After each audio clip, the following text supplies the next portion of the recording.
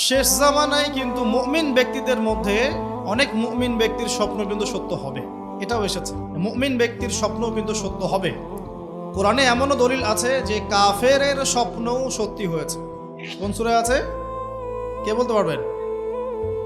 কাফের ব্যক্তির স্বপ্নও সত্যি হয়েছে এমন দলিল কোরআনের কোথায় আছে? কে বলতে পারবেন? হ্যাঁ, সূরা ইউসুফ। কি না আপনার?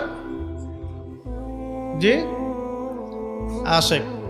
ঠিক আছে, মাশাআল্লাহ। আশিক ভাইয়ের জন্য আমাদের একটা হাদিয়া থাকবে ইনশাআল্লাহ, আপনি আলোচনা শেষে নিয়ে যাবেন। তো ইউসুফ আলাইহিস সালামের যে ঘটনা সূরা ইউসুফ, সেখানে আছে যে অমুসলিম দুজন ব্যক্তির স্বপ্ন সত্য হয়েছে, হয় নাই? একজন এসে বলেছেন আমার মাথায় রুটি, রুটি খেয়ে নিচ্ছে পাখি। আরেকজন বলেছে আমার হাতে ছিল শরাব, এই শরাব আমি পান করাচ্ছি রাজাকে, বাদশাকে। ইউসুফ আলাইহিস সালাম বললেন যে পান করাচ্ছে বাদশাকে সে নাজাত পেয়ে যাবে জেল থেকে, আর যার মাথা থেকে রুটি খাওয়া হচ্ছে তাকে শুলদণ্ড দেওয়া হবে। ঘটনা সত্য ছিল তো? আচ্ছা, এখানে এই দুই ব্যক্তি কিন্তু মুসলিম নন, তারা কিন্তু অমুসলিম। তো যেটা বলছিলাম যে আল্লাহর পক্ষ থেকে মুমিন ব্যক্তিকে সত্য স্বপ্ন দেখানো হতে পারে শেষ জামানায়, বেশি বেশি হতে পারে। তাই যখন ভালো কোনো স্বপ্ন দেখবেন শুকরিয়া আদায় করবেন আল্লাহর কাছে। আর যদি খারাপ কোনো স্বপ্ন দেখেন তাহলে কাউকে বলতে যাবেন না। খারাপ স্বপ্ন দেখলে কাউকে বলতে যাবেন না, বরং 2 রাকাত নামাজ পড়ে আল্লাহর কাছে আশ্রয় চাইবেন। আল্লাহ, আমি এই খারাপ স্বপ্ন দেখেছি, এর থেকে তোমার কাছে আমি আশ্রয় প্রার্থনা করছি। পবিত্র কোরআনুল কারীমে সূরা আলে ইমরান এর 19 নম্বর আয়াতে আল্লাহ পাক বলছেন, বা'দা আউযু বিল্লাহি মিনাশ শাইতানির রাজীম, ইন্না দীনা ইনদাল্লাহিল ইসলাম। আল্লাহ রাব্বুল আলামিন নিজে বলছেন যে নিশ্চয়ই আল্লাহর কাছে একমাত্র গ্রহণযোগ্য দিন বা জীবন ব্যবস্থার নাম কি? ইসলাম। ইসলাম শব্দের অর্থ কি? আমরা বলি শান্তি। সত্যিকার অর্থে ইসলাম শব্দের অর্থ হচ্ছে আত্মসমর্পণ করা। কি করা?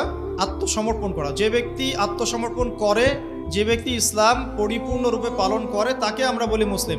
যে ব্যক্তি ইসলাম পরিপূর্ণরূপে পালন করে তাকে আমরা বলি মুসলিম। যেমন এই মুসলিম শব্দের সাথে যে নবীর নাম জড়িত সেটা হলো, তিনি হলেন ইব্রাহিম আলাইহিস সালাম। সূরা হজ পড়ে দেখবেন, হুয়া সাম্মাকুমুল মুসলিমিন, তিনি তো আমাদের নাম দিয়েছেন মুসলিম, এই জাতির নাম দিয়েছেন। তিনি আমাদের জাতির পিতা, মুসলিম জাতির পিতা। তো ইব্রাহিম আলাইহিস সালামের ব্যাপারে আল্লাহ পাক বলছেন, ইয ক্বালা লাহু রাব্বুহু আসলিম ক্বালা আসলামতু লিরাব্বিল আলামিন। যখনই আল্লাহ পাক ইব্রাহিমকে বলতেন আলাইহিস সালাম যে আত্মসমর্পণ করো, ইব্রাহিম আলাইহিস সালাম কোনো বিজ্ঞান যুক্তি দর্শন খুঁজতে যেতেন না। তিনি বলতেন আসলামতু লিরাব্বিল আলামিন, আমি বিশ্বজগতের প্রতিপালকের কাছে আত্মসমর্পণ করলাম।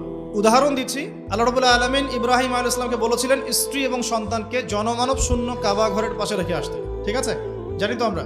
ইব্রাহিম আলাইহিস সালাম জানতেন সেখানে কোনো মানুষ নেই, কোনো পানি নেই, কোনো প্রাণীও নেই, না খাবার আছে, না পানি আছে, না কোনো প্রাণী আছে। এরপরেও তিনি স্ত্রী এবং সন্তানকে সেখানে রেখে আসলেন। আল্লাহ পাককে প্রশ্ন করলেন না কেন রেখে আসবো, এর পিছনে কারণ কি, যুক্তি কি, দর্শন কি, জিজ্ঞেস করেছেন?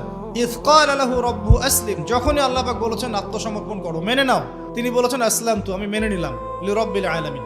আল্লাহ রাব্বুল আলামিন তাকে বলেছেন যে তোমার সন্তান ছোট, হয়তো বয়স হবে 10, 12 বা 15 বছর। আল্লাহ পাক তাকে বলছেন সন্তানকে জবাই করতে হবে। কি করতে হবে?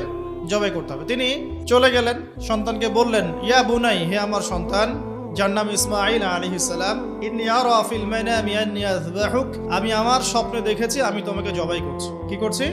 জবাই করছি। আর নবীদের স্বপ্ন কিন্তু ওহী। নবীদের স্বপ্ন কি হয়?